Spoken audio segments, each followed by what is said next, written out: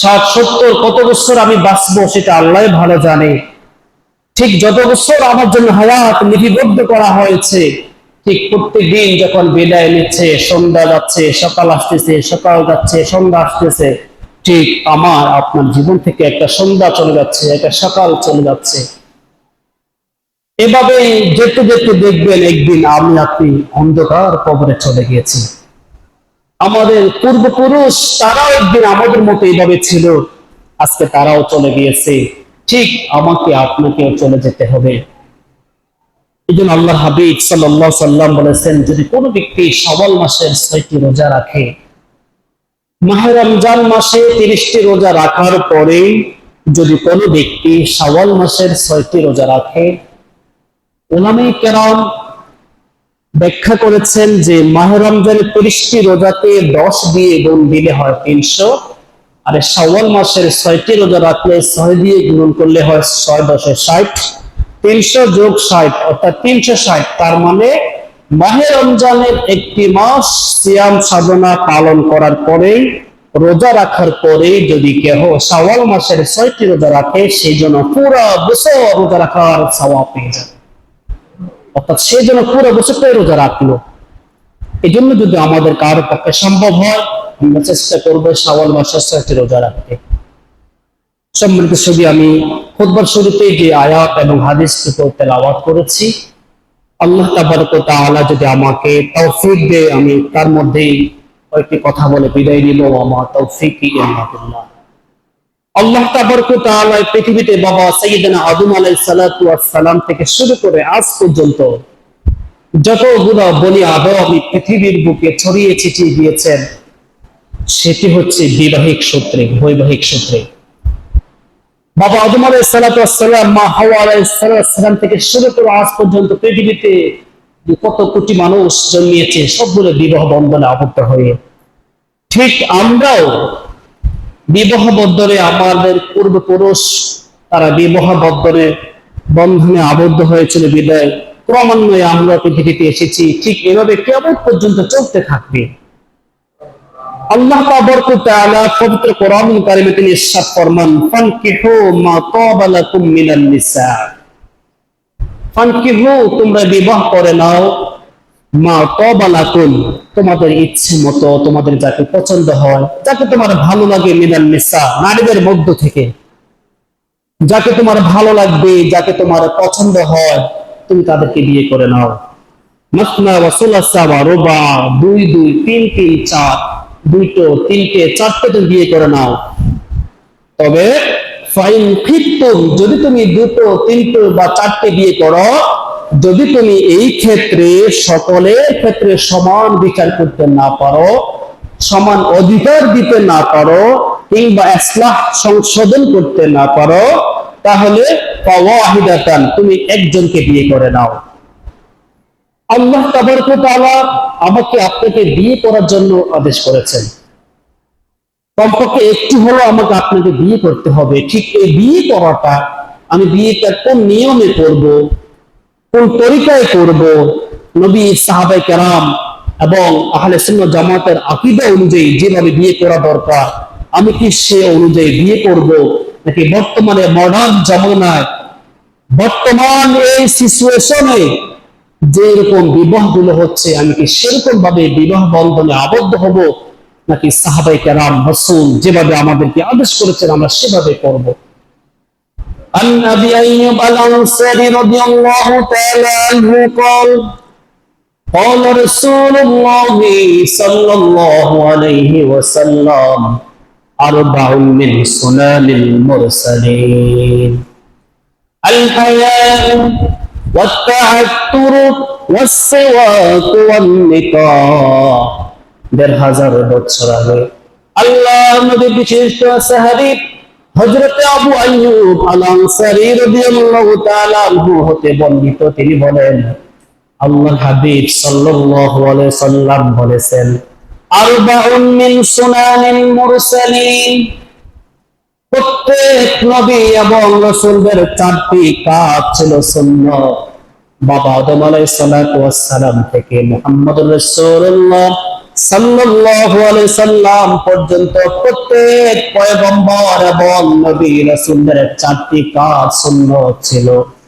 তার মধ্যে প্রথমটা হচ্ছে আল হায়া, লজ্জাশীলতা, লজ্জা। এমন কোন নবী নেই যে নবীর কোন লজ্জা ছিল না, এমন কোন নবী নেই যাদের খারাপ ভাষা ছিল, অভ্যাস খারাপ ছিল, যাদের চরিত্র খারাপ ছিল। এমন একজন নবী এবং রাসূল আল্লাহ পাক পৃথিবীর জমিনে পাঠান নাই। যারা পয়গম্বর হবে, যারা নবী হবে, যারা রাসূল হবে, আল্লাহ পাক তাদেরকে সর্বোত্তম চরিত্রের অধিকারী করে পৃথিবীর বুকে পাঠিয়েছেন। দুই নম্বরে চারটা তরক সুগন্ধি ব্যবহার করা। বাবা আদম থেকে রাসূল আরবি মুহাম্মদ রাসূলুল্লাহ সাল্লাল্লাহু আলাইহি সাল্লাম পর্যন্ত প্রত্যেকটা নবীর সুন্নাত ছিল সুগন্ধি ব্যবহার করা। ওয়াসওয়াক, মিসওয়াক করা। প্রত্যেকটা নবীর সুন্নাত ছিল মিসওয়াক করা। 4 নম্বর হচ্ছে নিকাহ, বিবাহ করা। তাহলে বাবা আদম থেকে রাসূল আরবি পর্যন্ত প্রত্যেকটা নবী এবং রাসূলের 4টি কাজ, প্রত্যেকটা নবীর উপর সুন্নাত ছিল। প্রত্যেক নবী 4টি কাজ আদায় করতেন। লজ্জা ছিল, সুগন্ধি ব্যবহার করত, মিসওয়াক ব্যবহার করত এবং বিবাহ করত। এই জন্য 1000 বছর আগে আল্লাহর হাবিব মুহাম্মদ রাসূলুল্লাহ সাল্লাল্লাহু আলাইহি সাল্লাম তিনি বলেছেন, আন-নিকাহু মিন সুন্নতি মান ফামান রাগিবা আন সুন্নতি ফালাইসা মিন্নি। বিয়ে করা আমার সুন্নাত, বিয়ে করা আমার আদর্শ। যে বিয়ে করবে না সে আমার উম্মত নয়, উম্মত নয়। নাউযুবিল্লাহ। রাসূল বলেছেন যে বিয়ে করবে না সে আমার উম্মত নয়। পারবে যে বিয়ে করার সামর্থ্য আছে, শক্তি আছে, সে যদি বিয়ে করে নেয়। আব্দুল্লাহ ইবনে মাসউদ রাদিয়াল্লাহু তাআলা আনহু হতে বর্ণিত, তিনি বলেন, একবার আমরা রাসূলুল্লাহ সাল্লাল্লাহু আলাইহি সাল্লামের সাথে বের হলাম। তখন আমরা পরিপূর্ণ যৌবন, আমাদের যুবক ছিলাম, কিন্তু বিয়ে করার মতো আমাদের কোনো সামর্থ্য ছিল না। আল্লাহর হাবিব সাল্লাল্লাহু আলাইহি সাল্লাম সবাইকে ডাক দিয়ে বললেন, হে যুব সমাজ, তোমরা বিয়ে করে নাও। বিয়ে করলে তোমাদের চক্ষু হেফাজত হবে, বিয়ে করলে তোমাদের লজ্জাস্থান হেফাজত হবে, বিয়ে করলে গুনাহ থেকে নিজেকে বিরত রাখতে পারবে। আর যদি তোমরা সামর্থ্য না রাখো, তোমার বিয়ে করার মতো সামর্থ্য নাই, শক্তি নাই, তা তুমি রোজা রেখে দাও, তাহলে দুনিয়ার সমস্ত যে খারাপ কাজগুলি হয় সেগুলি থেকে তোমরা বেঁচে থাকতে পারবে। আল্লাহর হাবিব সাল্লাল্লাহু আলাইহি সাল্লাম যুব সমাজদেরকে আদেশ করেছেন, যাদের শক্তি এবং সামর্থ্য দুটোই আছে তারা যদি বিয়ে করে নেয়। এখন এই বিয়ে করব, দেখা যায় আমরা মুসলমান ঘরে জন্মিয়েছি, নামে মুসলমান, আমাদের পিতৃপুরুষ সকলে মুসলমান, কিন্তু আমরা অন্যান্য সুন্নত ফরজগুলি আমরা একেবারে নিকটে নেই। কিন্তু বিয়ে যে করা সুন্নত, এটাতে আমরা সকলে একমত এবং সকলে করতে চাই, কিন্তু কিরকম ভাবে করব?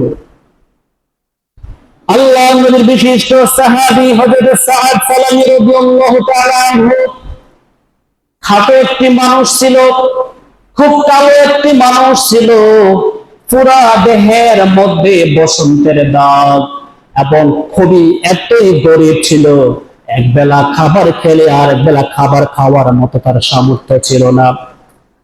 এই আল্লাহর নবীর সাহাবী সাদ সালামী রাদিয়াল্লাহু তাআলা আনহু 8 মাস পর্যন্ত তিনি ইসলামের পতাকার নিচে, অর্থাৎ তিনি ইসলাম ধর্ম যখন গ্রহণ করেছে, ইসলাম ধর্ম গ্রহণ করার পরে 8 মাস পর্যন্ত মদিনার প্রত্যেকটা বাড়ি করেছে বিয়ে করার জন্য।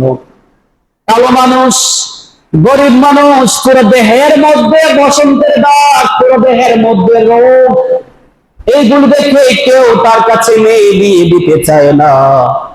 সাদ সালামী দু চোখের পানি ছেড়ে ছেড়ে নবীজির দরবারে গিয়ে কান্না শুরু করে দিয়েছে।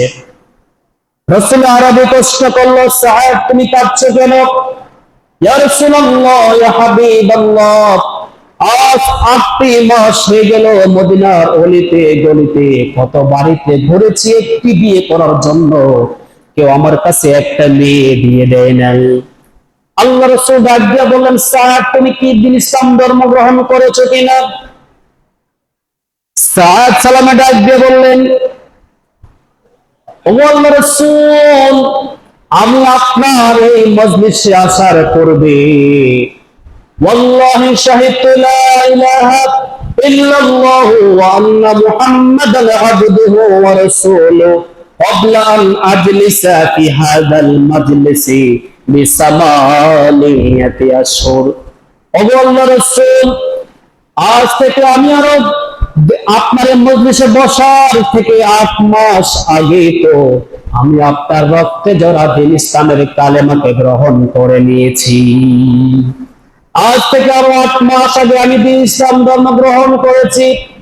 ইসলাম ধর্ম গ্রহণ করার পরে যাবতীয় বিধান, নামাজ, রোজা যা করা দরকার সব সঠিক মতো আমি আদায় করতেছি। প্রত্যেকটা ফরজ ইবাদত আমি আদায় করতেছি, প্রত্যেকটা সুন্নত পালন করতেছি। কিন্তু আমি জানি বিয়ে করা আপনার একটি সুন্নত, এই একটি সুন্নত আমি পালন করতে পারি নাই। 8 মাস পর্যন্ত মদিনায় প্রত্যেকটা বাড়ি বাড়ি ঘুরলাম। আমি গরিব মানুষ, কালো মানুষ, আমার পুরো দেহের মধ্যে বসন্তের দাগ, কেউ আমার কাছে একটা মেয়ে বিয়ে দেয় না।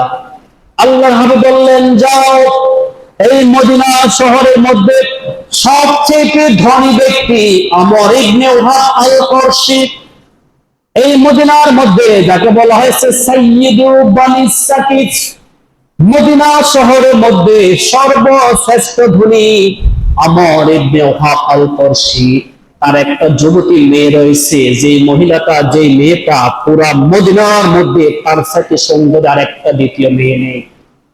যাও তুমি সাদ সালামে তুমি আমর ইবনে ওহাব আল-কুরশির বাড়িতে চলে যাও। গিয়ে রাসূল বলে দিয়েছেন, ফাকরাউ কুরআন রাকিকা, তুমি তার দরজায় গিয়ে একটা আঘাত করবে, করাঘাত করবে। আঘাত করার পরে যখন দরজা খুলবে, আমর ইবনে ওহাব আল-কুরশি যখন তোমার সামনে এসে যাবে, তুমি বলবে, ফাতাজাওয়াজালি রাসূলুল্লাহ সাল্লাল্লাহু আলাইহি ওয়াসাল্লাম ফাতাতাকুম, আল্লাহর হাবিব আমাকে তোমার যুবতী মেয়ের সাথে বিয়ে দিয়ে দিয়েছে। তুমি তাকে বলে দিবে, সাহাব সালামি আল্লাহর হাবিব সাল্লাল্লাহু আলাইহি ওয়াসাল্লামের কথা অনুযায়ী চলে গেলেন। জমিনের মধ্যে পৃথিবীর শুরু থেকে এই পর্যন্ত কোন নবী এবং রাসূলকে আল্লাহ পাক এই ক্ষমতা দেয় নাই যে অনুমতি ছাড়া, বাবার অনুমতি ছাড়া, ছেলের অনুমতি ছাড়া বিয়ে সম্পূর্ণ করে দেওয়া। একমাত্র আমার আপনার রাসূলের এত আল্লাহ পাক তার মান শানকে এত বুলন্দ করে দিয়েছেন, আমার আপনার রাসূলকে আল্লাহ পাক এত মর্যাদাশীল নবী দান করেছেন, যেই নবী বাবার অনুমতি ছাড়াই তিনি দুজনের বিয়ে সম্পাদন করে দিয়েছেন। কোথায় সাদ আর কোথায় আমর? সাদ সালামী রাদিয়াল্লাহু তাআলা আনহু যখন আমর ইবনে ওহাব আল-কুরশির বাড়িতে গেলেন, দরজার মধ্যে আঘাত করলেন। আঘাত করার পরে আমর ইবনে ওহাব আল-কুরশি বের হয়ে আসলেন। কে তুমি? আমি সাদ সালামী। কি জন্য এসেছো? আল্লাহর হাবিব তোমার যুবতী মেয়ের সাথে আমাকে বিয়ে দিয়ে দিয়েছে। যখন সাদ সালামী এই কথা বললেন, আমর ইবনে ওহাব আল-কুরশি তিনি বললেন, মনে হয় আসমান আমার মাথার উপরে ফেটে পড়েছে। কোথায় তুমি আর কোথায় আমি? কোথায়? এটা তো 10 আর 20, তাও না, এটা তো 1 আর 20, এটা তো কোনোদিন মানায় না। না আছে তোমার অর্থ সম্পদ, না আছে তোমার দেহের মধ্যে সৌন্দর্য, তোমার পুরো দেহের মধ্যে বসন্তের দাগ, তুমি একেবারে কালো এবং গরিব একটা মানুষ, তোমার সাথে আমার মানায় না। এক পর্যায়ে আমর ইবনে ওহাব আল-কুরশি গলা ধাক্কা দিয়ে সাদ সালামকে ঘর থেকে বের করে দিয়েছে। দেখবেন যখনই কোন বাড়িতে বিয়ের কথাবার্তা হয়, যদি কোনো মেয়ের জন্য কোনো পাত্রপক্ষ কোনো খবর নিয়ে আসে, ওই মেয়েটাও চেষ্টা করে যেভাবে হোক কি কথা হচ্ছে সেটা শোনার জন্য। আমর ইবনে ওহাব আল-কুরশির মেয়ে সাদ সালামী এবং তার বাবার সমস্ত কথা সে শুনেছে। যখন সে সাদ সালামীকে গলা ধাক্কা দিয়ে বের করে দিয়েছে, এবার মেয়ে জবাব দিল, বাবা, দোজাহানের বাদশা নবী সে তোমার মেয়ের জন্য স্বামী কিংবা পাত্র নির্ধারণ করে দিয়েছে, রাসূল যাকে তোমার মেয়ের জামাতা হিসাবে নির্ধারণ করে দিয়েছে, তুমি তাকে কেন বের করে দিলে বাবা? তার চাইতে উত্তম স্বামীর কে হতে পারে? কে হতে পারে? দু জাহানের বাদশা নবী যাকে তোমার মেয়ের জামাতা হিসাবে গ্রহণ করে নিয়েছে, রাসূল যাকে নির্ধারণ করে দিয়েছে, বাবা তুমি কাজটা ভালো করো নাই, আমার কোনো সমস্যা নেই, বাবা যাও তুমি তাকে ঠেকাও। রাসূল যাকে পাঠিয়েছেন বুঝতে হবে সেটা যেমন তেমন কোন ব্যক্তি না।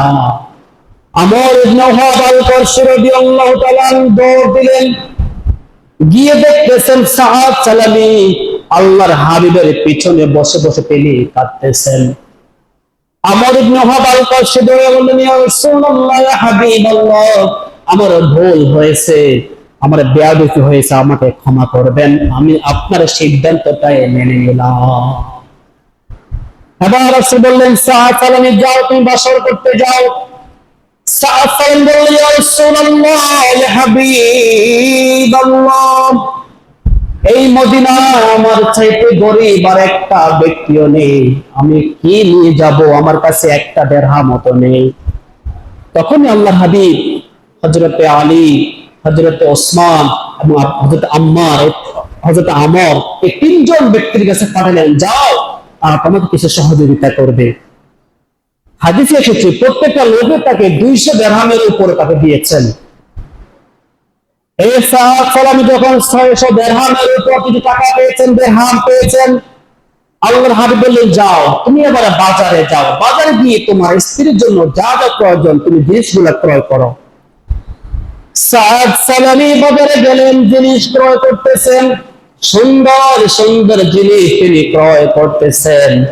হঠাৎ করে তিনি একটি আওয়াজ শুনতে পেলেন, আন্নাকির আন্নাকির। فرفع رأسه إلى السماء।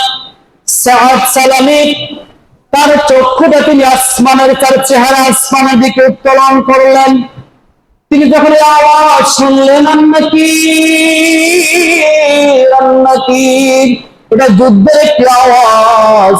আল্লাহর হাবিব এমত অবস্থায় তিনি যুদ্ধের ময়দানে চলে গিয়েছেন।